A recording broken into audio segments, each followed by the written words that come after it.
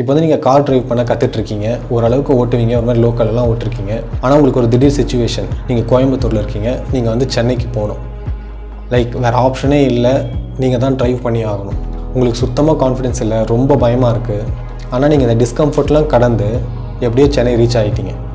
And இப்போது உங்களோட confidence வந்து ரேஸ் ஆகும். நீங்கள் நெக்ஸ்ட் டைம் இந்த மாதிரி ஏதாவது சுச்சுவேஷனுக்கு கார் எடுக்கணும் அப்படிங்கிறப்போ நீங்கள் தைரியமாக எடுப்பீங்க. ஏன்னா இப்போ உங்ககிட்ட ப்ரூஃப் இருக்குது. இந்த மாதிரி பல அன்கம்ஃபர்டபுள் சுச்சுவேஷன் நம்ம லைஃப்பில் வந்துகிட்டே இருக்கும். அதை அவாய்ட் பண்ணாமல் அதை ஃபேஸ் பண்ண கஷ்டமான சுச்சுவேஷனை ஃபேஸ் பண்ணுற டாலரன்ஸ் லெவல் வந்து உங்களுக்குள்ளே இன்க்ரீஸ் ஆகிட்டே இருக்கும். ஸோ டிஸ்கம்ஃபர்ட்டை வந்து அவாய்ட் பண்ணாதீங்க.